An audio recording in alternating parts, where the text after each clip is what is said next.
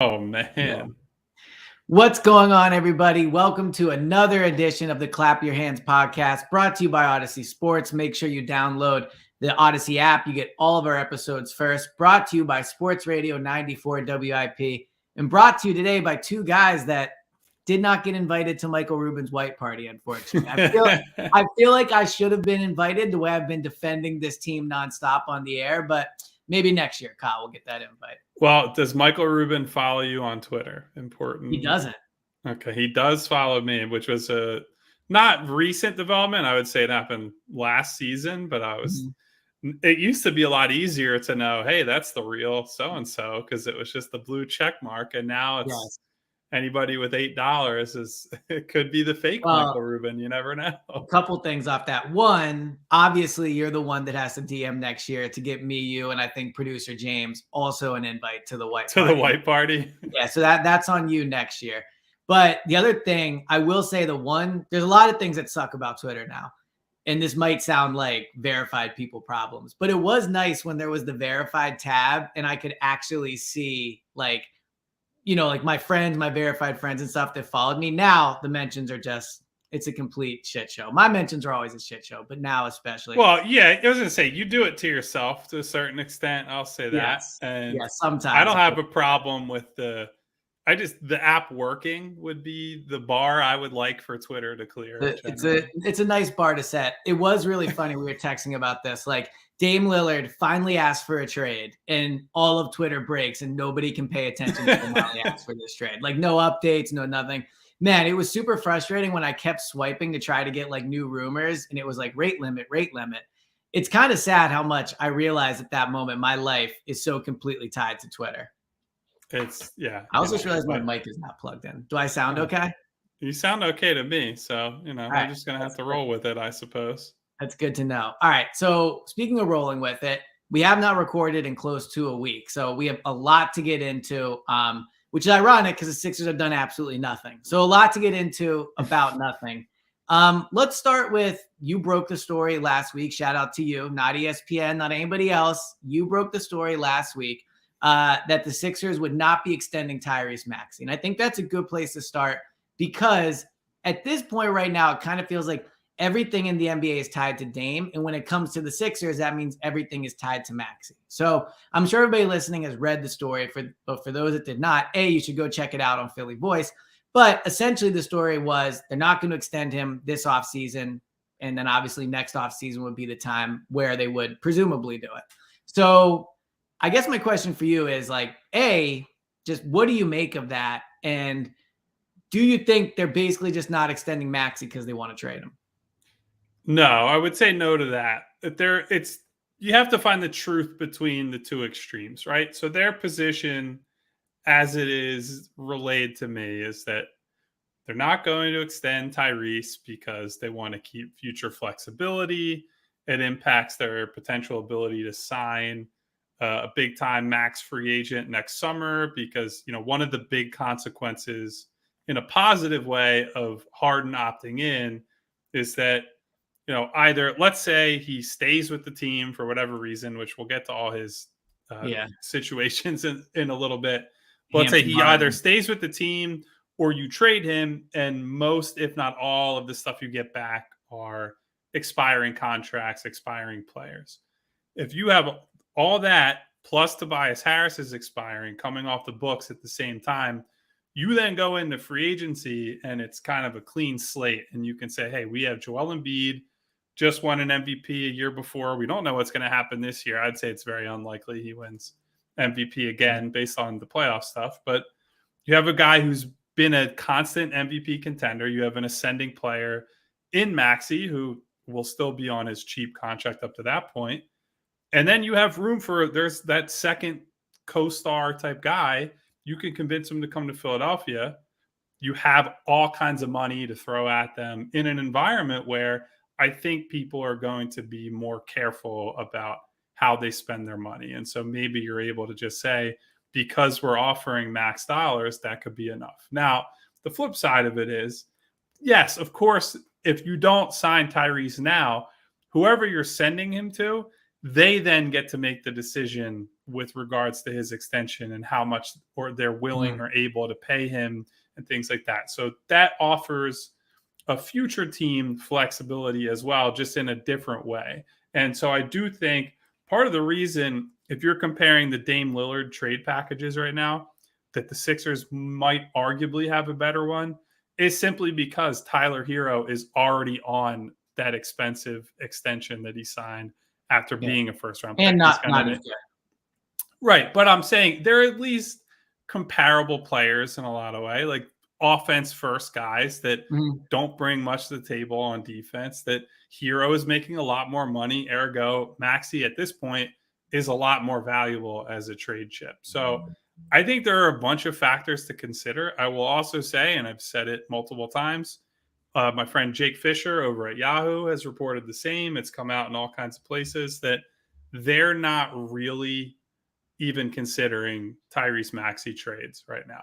And part of that is, yes, they value him a ton. They think he's a great future core piece, all that good stuff. Also, I think the big name on the market, Dame Lillard, they know, not with absolute certainty, but with pretty close certainty, that they're probably not going to get him, right? And so if the big name on the market who's gettable, you don't think you're getting him, there's no reason to float Maxey in that kind of trade offer, because all you're really doing is pissing off potentially him and or his agent and the people around him for basically no upside, no return. And so I think it's a combination of all those reasons that they're at where they're at with Maxey. So a lot to take from that. I do think there's an interesting discussion to be had that I want to have with you about how Tyrese feels about this, like whether or not, I think there's a positive and a negative for him. But outside of that, I think a lot of Sixers fans hear that the team is unwilling to trade Tyrese Maxey and view it as strictly a negotiating ploy, and don't think for 1 second that if Lillard, let's say Miami's not going to happen, he goes, all right, you know what? I'll go to Philadelphia. That for 1 second, the Sixers would not do that deal. Now, we've talked on this pod, and I don't know if I want to go as far as this, but of how much they seem to value Tyrese and how I genuinely do believe Daryl Morey, and I think the only time Nick Nurse talked publicly, they seem to genuinely have a ton of excitement about Tyrese as a player. But even I have a hard time sitting here and going, you're not going to trade him for Dame Lillard. So while I agree with your point that part of the reason they can say that now is because they don't think they're getting Dame. So what's the benefit of doing it? What I'll ask you is, do you believe that if Daryl Morey was sitting in his chair, the Blazers call, they're like, Dame is willing to come to Philly, he's excited about coming to Philly, you're trading us Tyrese plus whatever to make it happen, do you actually think the Sixers would say no? I don't know if they would say no. To your point, I think that they'd be a lot more open to entertaining that sort of idea. And that's what it all comes down to. Like, Dame he might not have the power that Bradley Beal did with the no trade clause and all that. And I know that Portland's talking up saying, we're going to do what's best for the franchise and this and that. But yes, there's external pressure on them to humor Dame and humor the people around him, quite frankly, to send him where he wants to go. And so Dame having communicated, hey, I want Miami, and saying pretty firmly, this is not like, hey, Miami's on a short list. This is, I want to be a member of the Heat, is what it seems like is being communicated by him, by his agent, and his family and the people around him. So when that's the case, of course, like the Sixers and any other team that has a good offer, but maybe not the best offer, they're not going to walk to the table and be like, hey, I'm putting this really great young player, young character guy with lots of upside on the table for this guy. They're just not going to do it because the politics of that decision are just not worth it. I think we've seen what can happen with Tyrese's agent specifically if they're upset by the way they've been handled. And look, not being given the extension and then your name gets floated into trade talks. I think the Sixers at least have credibility with Maxey and with Rich Paul right now, where they can say, we're not extending him, but also he's not available. This is not a situation where we're just trying to look out for ourselves and flip him to the highest bidder and so on and so forth. And then you're at the whims of wherever you end up, it's very much about, we want to make this team as good as it can be. Like, that's the message to Rich, to Tyrese, to his parents, and everybody that's around him. So I think so far they've managed it well. And to your point, yes, I do think it's a different conversation if Dame Lillard wakes up tomorrow and expands the list and says, hey, Philadelphia would be on my list of, 3 teams or 5 teams or whatever it end up being. But that's not the world we live in. And so the Sixers are taking the position, we're not moving Tyrese Maxey until or unless there is a real superstar opportunity. And I don't think that's coming. So one thing I've been kind of debating back and forth is, if let's just live in the hypothetical world where Dame says he'll come to Philly, or it's on the short list, whatever, where the Maxey thing could happen. Should the Sixers do it? I was on WIP today for a full 4 hours talking about it. And what's surprising to me is a lot of Sixers fans would not. I think the poll ended up like 55% would do it. But I mean, 45% is not a small portion of the fan base. Where I fall on it is, while I think at the end of the day, if I'm Daryl Morey and I'm in that chair, you do the trade. Like, Dame Lillard, he averaged 32 points last year. He shot a high percentage on 11 threes. Like, you just do it. And I also think, to go back to what Doc Rivers said in his interview with Bill Simmons, like, Dame is the perfect point guard to pair with Embiid, in my opinion. If you had to put a list of what that point guard would look like, it is Dame. But I would be lying if I didn't say there's part of me that wouldn't want to do it. I do believe in Maxey taking a big leap. If you look at his numbers early in his career compared to other great players, they match up very favorably. He does the one thing that's the most important thing, arguably, in the NBA right now, which is shoot at a high percentage. I value continuity. I think if you look at the teams that have been good over these past few years that have won the title, they've been together a long time. There's not a lot of teams that were thrown together and went on to either make the finals or to win the finals. So while I would probably still do it, because I wouldn't be brave enough to say no to Lillard, man, there's a part of me that wouldn't want to, and that would understand not doing it. Where would you fall on the Dame thing? My position would be that if you're just getting Dame, and I know it's Dame Lillard, he's awesome, future Hall of Famer, all that. But if you're only getting him and you're trading both James Harden and Tyrese Maxey, you cannot do that deal. That's just straight up cannot do that deal. I think if you're getting Dame and then you're also, so essentially how that would work is, let's say you're trading James to the Clippers, and then you reroute a couple of the guys that they would be trading out in LA to Portland, along with Maxey, picks, whatever, to Portland, and then you just get Dame.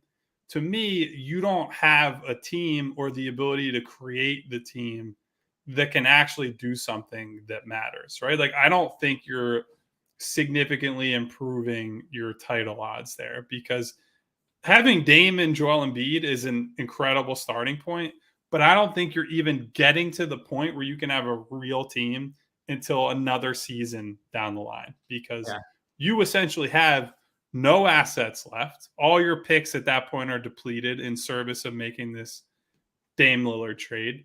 And you don't, like, you've already lost a few critical depth pieces from last season, and you sat out the beginning of free agency as you're trying to figure this out. So if we're talking about a situation where it's, hey, you trade for Dame, Harden goes to LA, and then you take what you're getting from LA and you bring the players back with him. So let's say you get a Norm Powell, maybe a Marcus Morris or a Terrence Mann, whoever it is. I think that's pretty unlikely given what they have to give up themselves to go and get Dame Lillard. But that's a little bit more appealing to me, right? You at least have, all right, we have some veterans. We have some guys that can start alongside these guys, and we might be able to go make a run for a title. I don't think that that's possible. I don't think that's the type of trade that would be on the table. So to me, I wouldn't be in the business of making this trade, but we'll see. We have no idea what the eventual return is going to be for Harden or Lillard, or even if Harden is going to get traded in the first place. So we'll have to clear that hurdle first. I was going to say, so you say what the return for Harden could be. Last time we recorded, it was, I believe, on the day James Harden asked for a trade. And I said, look, he's gone. There's only a 5 to 10% chance he's back. You have to get him out of here. I've changed my opinion on that, both on the percentage he's gone, but also what it would be like if he came back. It has been a week since we recorded, so let's start with let's talk about James Harden and the potential return if there even is one for him. I think in the last week, a lot has changed. The trade has not happened. It got past the July 1st deadline of where it would have potentially been more advantageous for them to trade James on that day. There's almost no new rumors about teams interested in him or anything like that.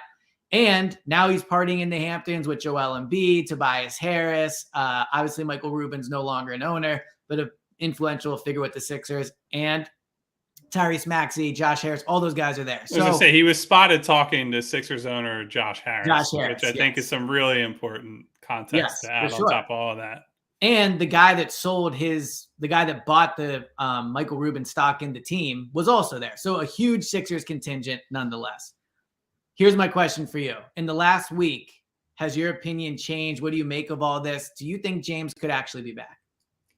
I think he could. I don't think he will, if I had to guess. I think and we already discussed this a little bit, but I think it's important to note over and over again that the Sixers have runway right now. They essentially have until late September before anything matters.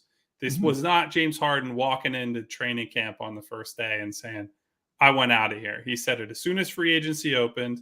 Now, has this complicated their free agency plans? Certainly. They haven't done much of anything so far. We don't know what's yet to come because of that. And it's all being sort of locked up because we don't know what will happen with James.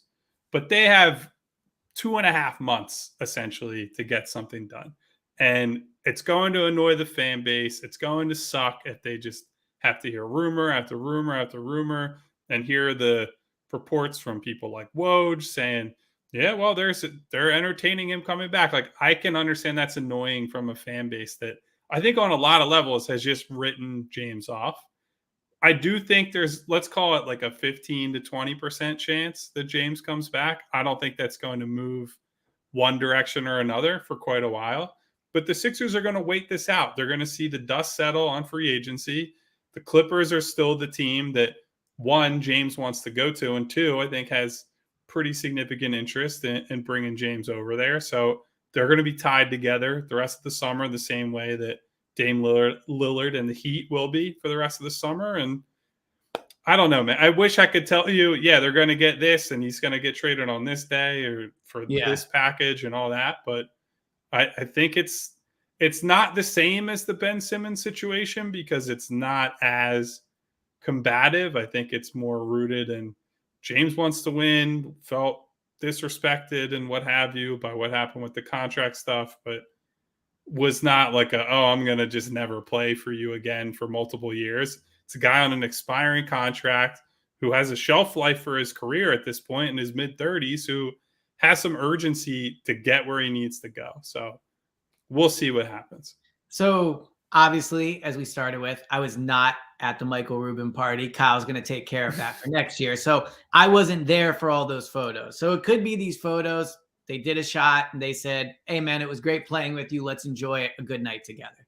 But I also think you could look at those photos, and I think they're important in the way that one thing with Harden, and I probably said this on the last pod, was if you look at when he wanted out of Houston, he caused a bit of a scene to get to Brooklyn. Wanted to get out of Brooklyn, caused a bit of a scene to get to Philly. I think a key difference here is this, and correct me if you think I'm wrong. I still think James wants to be in Philadelphia. Would he prefer to play for LA because maybe he feels more wanted there and he feels kind of burned by Daryl? Yeah, I think that's probably part of it. But he's already opted in. He's on his one-year deal. He clearly is still friendly with Joel, Tobias, Tyrese, and I can't imagine he has a bad relationship with Nick Nurse off of one meeting. He knows he can win here. I think he has a way better chance to win in Philadelphia than he does with the Clippers. I think the West, I just don't see the Clippers doing it. So I think if he were to, take a month and a half and get over what has happened, and maybe he does have a right to be upset. Maybe Daryl did kind of backhand promise him some money last year and now it didn't happen, whatever. But I think there's just a major difference between James wanted out of those places because he no longer wanted to play there. Now I think he only wants out because he didn't get his money. I still think he enjoys being a Sixer to an extent. So I do view it as more than a 15 or 20% chance, because if Daryl is going to hold strong for a good return, and he should, by the way, he shouldn't just trade him. If he's going to hold strong for that, I just wonder if James eventually will go, all right, you know what? I like playing here. I have a chance to win. I don't have to move. Maybe I'll just come back. Yeah, I think to your point that the players on the team, I don't think have done anything to make James mad, right? We could read between the lines with what he's saying reportedly about wanting more offensive freedom, that some of that is that, look, Joel has to get however many touches and he's the center of the offense and so on and so forth, that those are not shots at him, but sort of indirect shots at him just in the way that the team is set up. Mm-hmm. But I do think good relationships with Joel, Tobias, Tyrese, all the important guys on the current team. So if it comes down to there's just not a trade out there and he's got to try to, because look, so much of this comes down to what does James Harden's next deal look like? Because the decision to opt in now puts him in a position where he can't really afford to just not show up and put on, like, as people have been joking, put on the fat suit and show up to training camp. And I know that it's a credible threat, and we've gone over that with Harden, that this is a guy you take seriously when he says he's not happy and doesn't want to be somewhere, because he's shown multiple times that when he doesn't want to be somewhere, he'll force his way out. But I think it's important in both of those two situations. Houston, you could say he ran out of rope there. The team was rebuilding, like clearly transitioning into the next phase that he didn't want to be part of. And in Brooklyn, there were very visible and obvious issues with Kyrie Irving specifically, his commitment to the team and winning and what have you. And I mean, his willingness to go to Phoenix and play with Kevin Durant that was reported earlier in the offseason, that suggests to you that was basically only a Kyrie thing, right? That him and Durant are still on pretty good terms, all things considered. So a lot of the prior issues have been connected to a player or multiple players, where that's not the problem here. And so if you do run into a situation where the offers aren't there and you take this into camp, I think Joel, maybe Nick Nurse, maybe Tobias can at least get him to say, I'm going to do what I can while I'm here, while they continue to work on stuff in the background. Maybe that's naive, and maybe that's a misunderstanding of who James Harden has shown himself to be. I think regardless, even if he puts on a good face, it's not going to make it any better in terms of the public discourse on this. I think people are so sick of him, not just around here, but nationally, that it's going to be a constant story. And I think that's where it'll get exhausting, that the players try to put on a good face and say, we're not thinking about Ben Simmons and this and that during that whole season. But it's human nature, man. When you're getting asked the same questions about the same person who's not even playing for the team over and over again, that wears on you. And eventually it just, there's only so much you can take. I think a key difference with the Ben Simmons thing was, and I know he was there for a few days, but he wasn't really around the team. And again, correct me if I'm wrong, you were covering it. Like, it wasn't, I know he was, I guess, in the weight room and things like that. But I think if James came to training camp, James would play. James would be on the court. James would be playing in the game. So I think that would be one major difference. But I also think another difference is, so let's say Lillard gets traded. My guess is if Harden's going to stay, there will be some type of like tweet, or, you know, maybe you'll get the report saying like, hey, they've mended bridges, they're back, they're going to play together next year. I just don't really envision a world where they go to training camp, they're in Nick Nurse's first training camp, and there's still reports every day about Harden potentially coming or going. I think if he is in, and my guess is they're not going to do training camp in Charleston this year, but let's say they do it in Charleston or wherever they do it. If he's there, then I think it's fine. I don't think there will be that distraction that there was with Ben. Now, if James comes back and is still somewhat upset and things go ugly, like let's say they get off to a slow start or he's not happy with his role in the team, that's where I think you could run into some trouble. But as far as the fan stuff and the distraction, like, I got news for the Sixers. That ain't going anywhere until you get out of the second round. I talk to Sixers fans on WIP. You do on Twitter or our new Blue Sky profiles. They are mad. That is not going away. Like, that, you can trade James, you can do whatever. The total reaction to this team is going to be you guys are losers until you get out of the second round. So while I do think sometimes fan opinion should be taken into consideration by teams to an extent, like the Sixers can't do that here because they are not winning anybody over until they get out of the second round. I agree with you, but I think there's a distinction between they're going to get skeptic type questions about their play regardless. It's different to be like if James is pitching a fit or doing whatever and trying to get himself out of there, derailing the team, however you want to frame it. Getting asked about that every day and do you think that the team should trade him? Do you want this to be over? What kind of player do you think you guys need? Like those are questions that those guys frankly don't really want to answer and have to talk about. And not that they want to answer a lot of different questions that are putting them on the spot like that, but I just think that's a different brand of annoyance that these guys don't want to have to deal with. Well, again, this is all so far off. We are, again, 2.5 months, if not more, away from any of this really mattering when James would walk into camp. I do think, to your point about, like, I think it could at least go for the next month. Like, I don't know what the urgency is. Right. If you're for example, if you're the Clippers, what's your urgency to get something done now? If anything, they want this to run as close to training camp as possible. Because if James does come in and start fucking shit up and saying, fuck this organization, I don't want to be here, Joel Embiid's a loser, Daryl Morey promised me money under the table, whatever it is, the only person that gives an advantage to are the teams that are looking to acquire him. So the Clippers, maybe the Knicks. If the Heat, for whatever reason, don't acquire Dame Lillard, maybe Miami.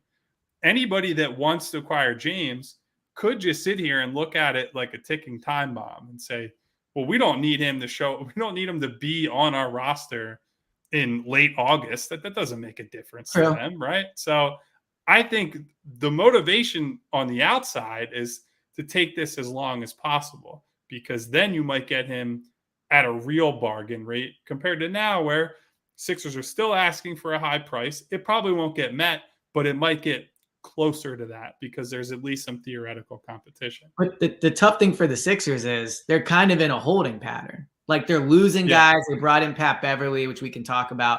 But Harden feels like a massive thing for this team in terms of figuring out the rest of the offseason. So do the Sixers really want to go till whenever training camp starts and then trade Harden the day before? That feels like not a good situation for this team overall. So I think the Sixers, if they're willing to hold it out that long, at that point, and again, if Harden throws a fit, maybe it is what it is. At that point, I think their heels would be dug in even more of like, no, we're not trading this guy. We just went a full offseason with this. Well, that's kind of the problem, is that I don't know that they're ever going to have full leverage in this situation unless he truly shows I'm willing and want to come back on some level. All the options are bad because if you just let it go right now, we're seeing some of the consequences of that. They're not making moves because you can't know what you're going to get back for James. I mean, you can know what the offers are. And I would say they probably know at this point that if they were to trade him tomorrow to LA, for example, you're not getting a star back. You're probably getting multiple role players back and picks back and that sort of deal.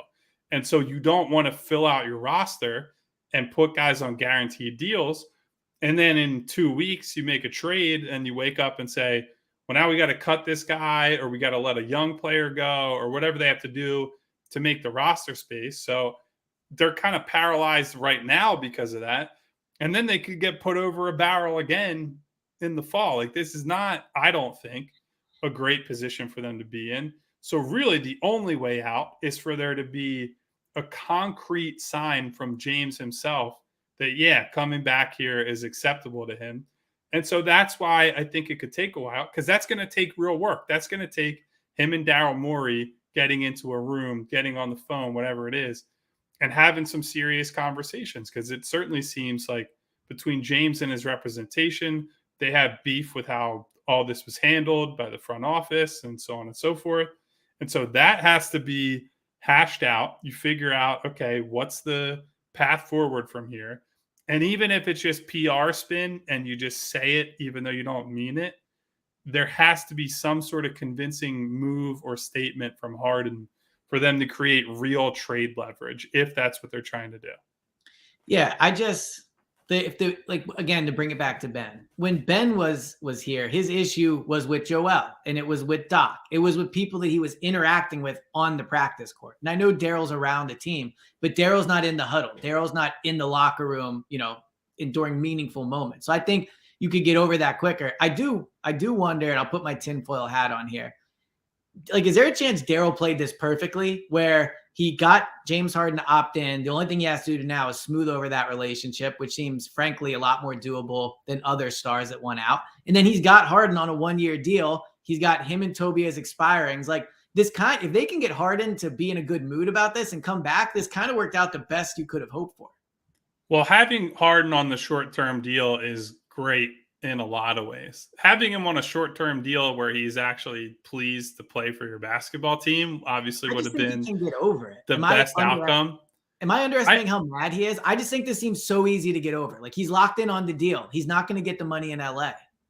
In theory, yeah. But look, if I knew what drove James Harden, we wouldn't have spent months talking about if he's going to go to Houston. Maybe we'd be at the white party if you were friends with him. Probably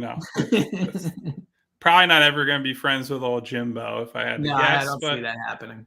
But look, man, you never know what's going to happen here. I think they're going to play this out as long as it needs to in order to either maximize the return or get James back, and we'll let the chips fall where they may. So the last kind of poker chip here, the last big piece that the Sixers are at least publicly saying they're fine holding on to is Tobias Harris. Tobias Harris was also at the party in the pictures. It's funny. There's this one picture of him, Joel, and James where it looks like he's kind of pulling everyone together for a group hug. And it's like, man, look at Tobias now, the team leader once again, pulling together everyone to bring this back. But a reaction to that pick was from Sixers fans, they might really run this back. They might bring Tobias back. They might bring Harden back. They're obviously not going to trade Joel. They keep Tyrese. So Tobias feels like a piece as well that is, all right, maybe they will run this back. Let me ask you this.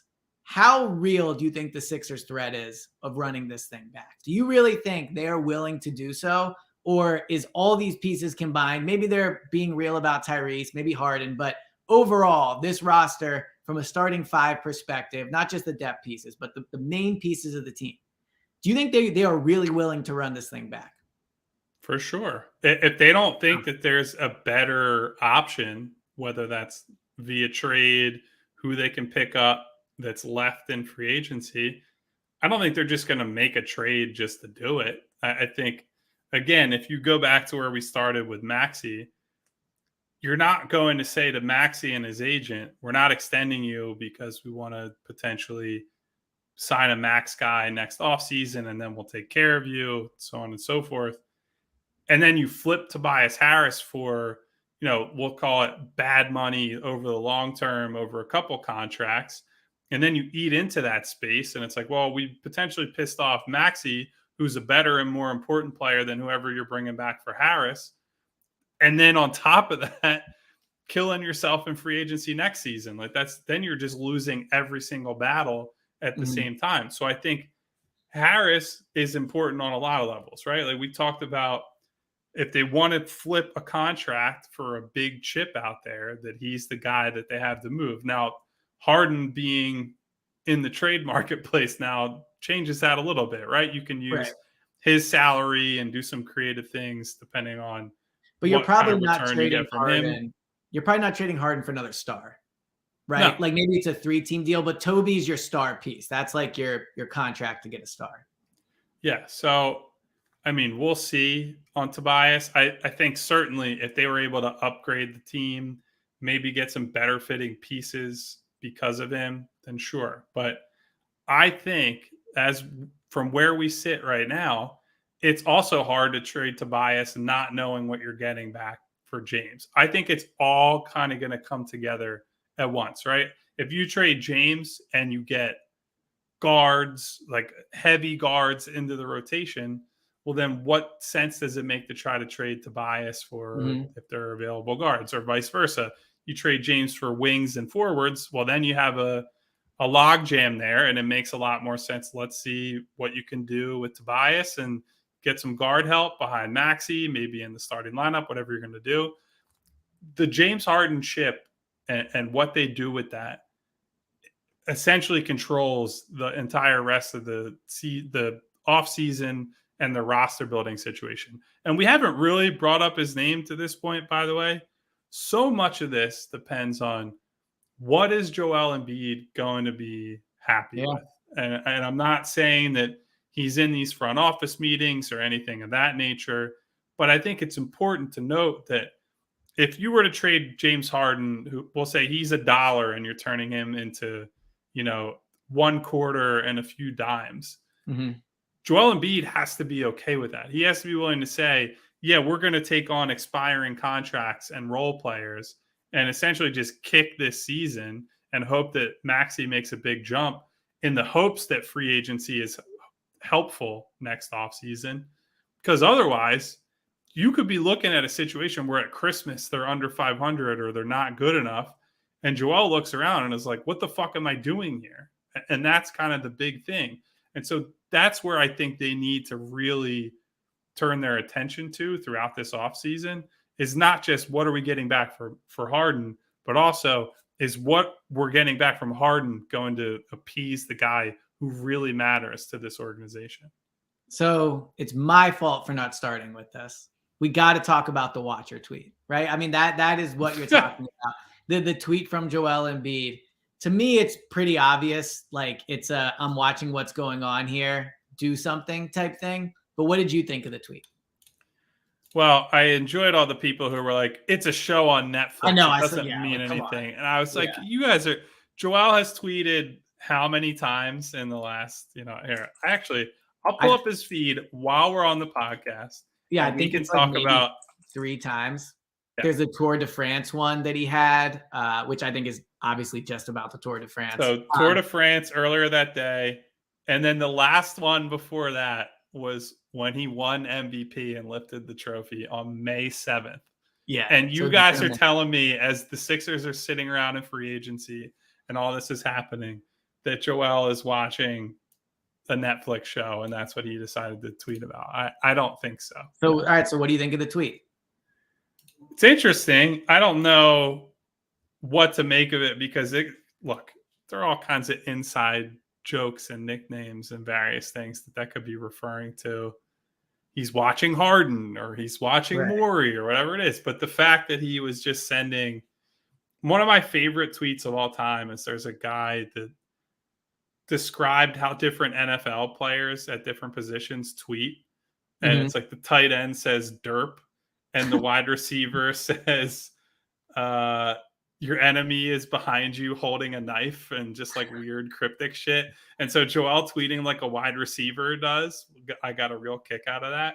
It makes sense for Joel. I can't tell you what I would make of it at the moment. I just think it's notable that he's saying things that are saying things, but are not saying things at the same time. Well, and this is what at times has frustrated me about Joel when he tweets something that is very clearly for attention in the way of like, there's a message here. And then afterwards, he's like, oh, I was just watching The Watcher on Netflix, which is probably what he'll say when he's asked about this. Joel is too smart. I've been around Joel. You're around him way more. He's too smart not to know how this is going to be perceived. So I absolutely think it was something along the lines of, yeah, I'm like, go do something. Go do something. And I think there's been a lot of national NFL, NBA guys as well that have like hinted at, hey, like he could be someone that asks out. Tim Bontemps, if I'm pronouncing that correctly, was on the Hoops Collective with Brian Windhorst and said essentially like an informed opinion of, hey, Joel, he is aware of that he needs something to happen here and maybe he'll ask out. So I think that it's not at the point yet where the Sixers have to be worried about it. But I'll tie this back into Daryl Morey and Harden. This is why I think that the Harden thing probably won't stretch out maybe as far as you do. I think there'll be a resolution, whether that be a statement saying, hey, he's going to come back or a trade. Because as much as Daryl has earned the reputation of being someone that will wait this thing out, he did it with Ben. He's doing it with Toby. He's earned that right. I also think Daryl is a good general manager and realizes, because you've said it repeatedly, and you know basketball, like this whole offseason is tied to Harden. You can't just ride this thing out unless you're serious about bringing him back. So I do think when you combine Joel wanting to see something happen, and maybe that something is Harden coming back, with the fact that so much of the offseason is tied to it, with the fact that Nick Nurse probably wants to not go into training camp knowing one of his best players could be traded at any moment. I think this Harden thing is going to within 2 weeks, there will be some type of resolution, whether it is, hey, he's back, or hey, he's going to be traded. Well, one thing that supports that idea is that every executive in the league will be in Las Vegas for Summer League coming up. Yeah. And so there are a lot of opportunities for people to get into small rooms together, sit at the blackjack table together, wherever you want to potentially construct a deal and, kind of figure stuff like that out. So there will be a lot of discussions in the desert in Las Vegas, and we will see if anything comes from that. The last thing I'll say before we move to their only signing of the offseason is I am okay with running it back. Like I am. I think they're good enough to win a title as constructed. If you look at the continuity, I think it matters to bring that back. Very few teams throw it together. So while I understand the panic from Sixers fans that are frustrated with the team, I don't have that same do something. And I don't think the Sixers will be motivated by that either. I mean, Nick Nurse could be the difference between them beating Boston in Game 6 and then going on to, in my belief, the title. Couldn't even win a Summer League game, Elliot. Come on. When you talk. Hey, I really respect the fact. I like the fact he's coaching the Summer League. Like, I think that is a legit, really good thing to see from him. I don't know if he's going to coach in Vegas or not. They left that open to there might be another person steps in at that point. But yeah, I think at least especially in the case of somebody like Jaden Springer, who I think there were a lot of people around here who were like, Doc never gave him a chance and things like that. Yeah. So for Nick to at least go to Utah and be like, hey, I'm going to spend some time with this kid specifically, and certainly the rest of the guys, but a former first round pick who's still young, who might be, competing for rotation minutes at some point.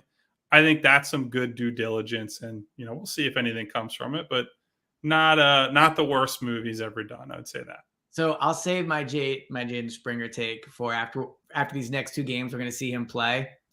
Not super impressed by him. As much as Turk Smith is like my kind of player, Springer is the exact opposite of like what I value in a player. But I'll let him play 2 more Summer League games before I write his career off. We'll save 2 more for those. So the one move they did make is bringing in Patrick Beverley. What do you think of it? I mean, from a content perspective, it's amazing. This guy is going to be unbelievable for you, like being around him. The podcast is going to be must listen now, because I do think he talks about like real stuff on there and is not just some PR fluff machine. I think he'll legitimately talk about the team. He already has said that he thinks Doc Rivers, he talked to Doc Rivers and Doc said you should go there. Interesting nugget. He said you'll be great with James. Take that for what it is. But what do you think of the signing? I think it would have been much better like 4 years ago, personally. I mean, it's much like most of the Sixers, I guess. Which is kind of the problem here. I will say this. He's a good culture guy, certainly. Competitive guy. Going to get after it on defense.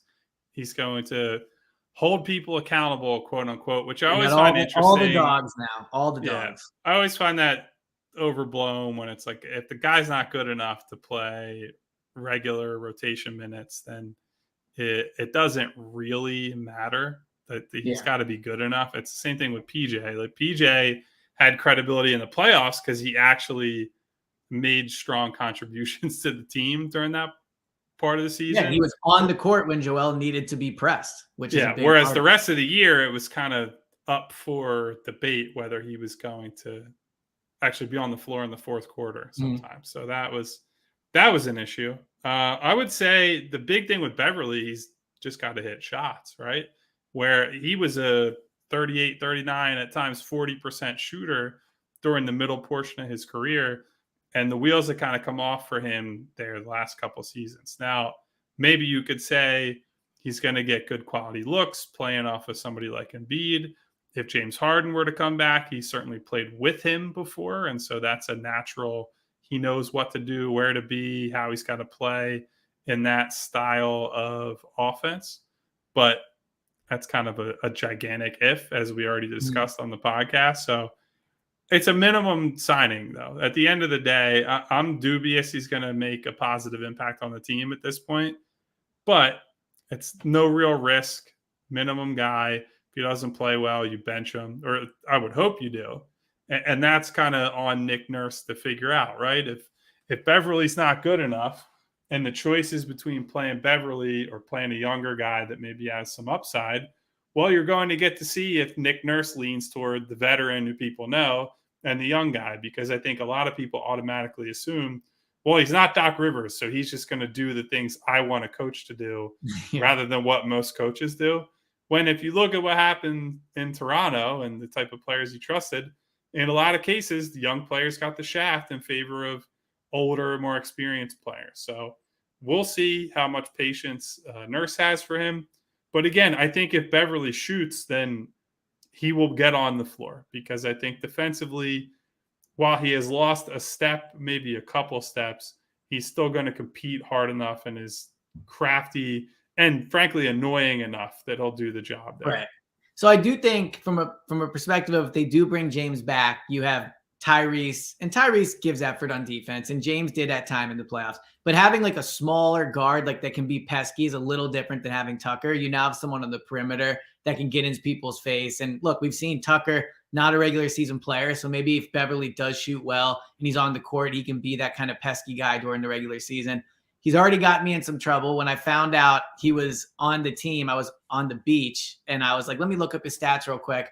I saw that he was, I think, like 35, 36% at one point in his career. I was like, all right, he's a pretty good shooter. Needless to say, Twitter jumped all over me for about 4 or 5 hours. I had to issue a retraction saying he's not a good shooter, but he does have history, to your point, of being that. So if he can be a pesky defender, if he can make shots from deep, if he can improve his shooting back to what it was, I think it can be a good signing. And he's also a win now player. This is a team that's going to be playing playoff games. They're presumably going to be playing in the second round, if not deeper. And I think he's ready for that. So as much as people want young players to play, they also want them to win big pressure playoff games. And I think Beverly is definitely not afraid of those moments. I see we just got a comment, by the way, that says that the most obvious deal for the Sixers is a 3-team deal that sends DeRozan to Philadelphia. Right. I'm not going to say this with 100% confidence. I think there's very little chance that Daryl Morey is flipping James Harden in a deal for DeMar DeRozan specifically. That's my, I would say, semi-informed take on the subject.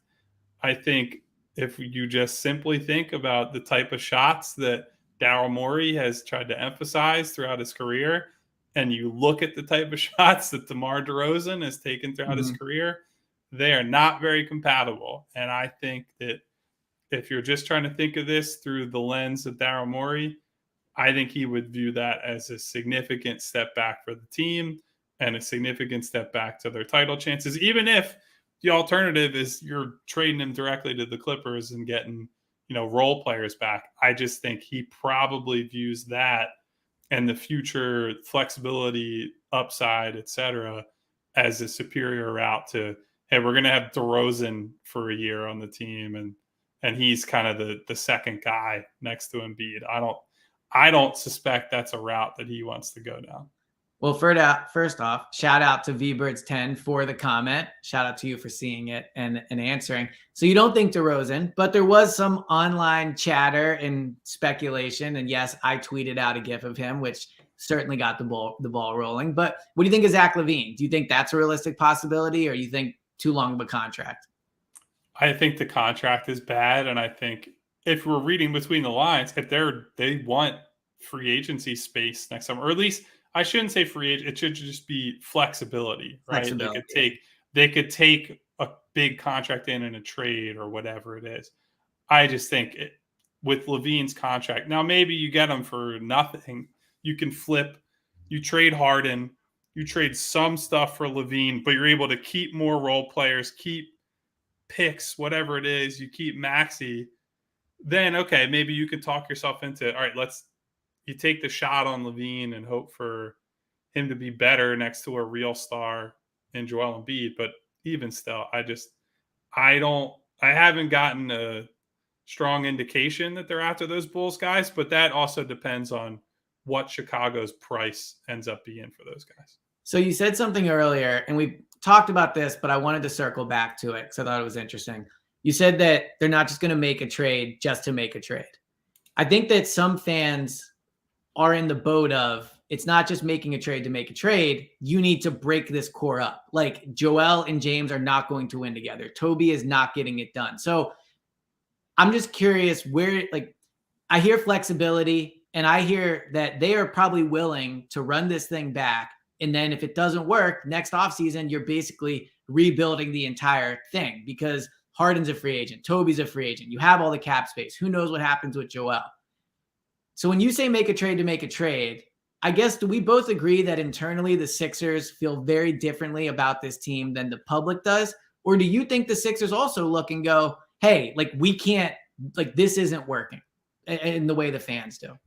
I kind of think what you see is what you get with Morey to some extent. Now, behind the scenes, he'll say all kinds of stuff to other executives, what have you, if it works to his advantage. But in terms of what his message is with saying, well, does it matter if we lose in the second round versus the championship? Like you still didn't win a championship. He said that like at press conferences. That's been his public stance. And so I think their belief was they lost to a very good team in the second round. And I don't think they're going to say, well, we need to tear it down to the studs or James Harden's not worth anything because they lost that series. They would sit there and counter with James Harden won us 2 games against that very good and still ascending team in the Boston Celtics. And so we're not going to just sit here and be like, well, this team sucks. It won 50 plus games yet again, but we need to tear it down and do something different for the sake of doing something different. I don't think that's how he's wired. I don't think that's how he's approaching this offseason. Again, look, there's always spin to it, right?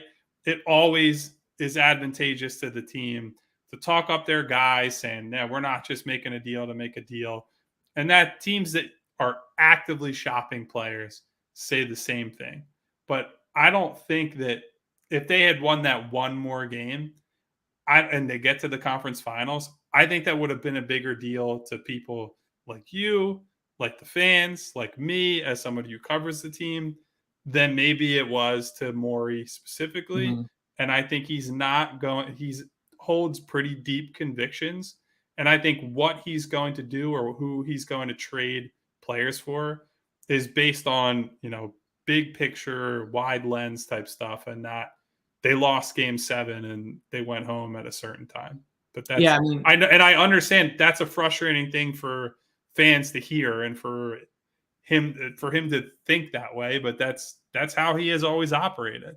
And that's why, even though I myself find it hard to believe that they wouldn't trade Toby and that they wouldn't trade Maxey for Lillard and that they're, whatever. I think that they also might sit in the Sixers practice facility up in, Morey's office and go, hey, this is a great situation we're in. We have a team we believe can win a title that with a new head coach has continuity and will seriously compete next year. And then we also have an offseason a year from now where we're not locked into them at all. So I do actually think, well, as much as we can say it's all posturing and there's part of it, they probably are just like, yeah, this is great. We're not going to trade Toby or Harden or Maxey unless you really give us something great. If we get something great for them, fine. Any team would do a great trade. But otherwise, we'll run this thing back. We'll count on Nurse, and then we'll rebuild it next year. So to kind of wrap up where we started the pod, do I believe they would trade Maxey for Lillard? Probably. But I really do genuinely feel they think their situation is a great one. Their contracts are in a good spot. The expirings are there, all those things. So yeah, as much as I think we'll get resolutions, I think also they could very well, like the team we saw party in the Hamptons could very well be the team that starts training camp. Yeah, I don't see the pressure to do something right this second. But where I would disagree with the organizational stance is that they are probably going to need a little more urgency than they've showed up to this point. Now we'll see, again, plenty of time left. Nothing matters until they actually take the floor and have to start becoming a team later this year. But there's some work left to do. That's for sure. Well, and hopefully some of that work comes out soon so that we have something fresh to talk about, whether it's a new free agent, a Harden rumor, something. Like, come on, Daryl, you don't have to make moves just to make them, but do make them for content, which is a good way to make decisions sometimes. So we will be back. The Sixers play tonight is Wednesday. They play tonight and tomorrow, I believe you said. So maybe Friday we'll be back. Some new rumors, talk about the young guys. Big summer league breakdown podcast. I was going to say, I can explain to you why I think Turk Smith is probably going to be the sixth man of the year this year in the NBA. And we'll talk about whether Ricky Council will ever be a good offensive player. So that'll be on the next Clap Your Hands. Hopefully Fridays, and we'll have that one out for you. Until then, make sure you have that Odyssey app. Make sure you download it and get that auto download. Leave us a 5-star review if you would like. Right now, the latest 5-star review is very mean to me. It would be nice to have a new one so I didn't have to see it every morning when I uploaded to check the reviews. But I'm not begging. I am kind of begging. But go leave that 5-star review. And make sure you're reading Kyle on phillyvoice.com and listen to me on WIP. And Kyle, I'll talk to you next time, man. Talk to you guys soon.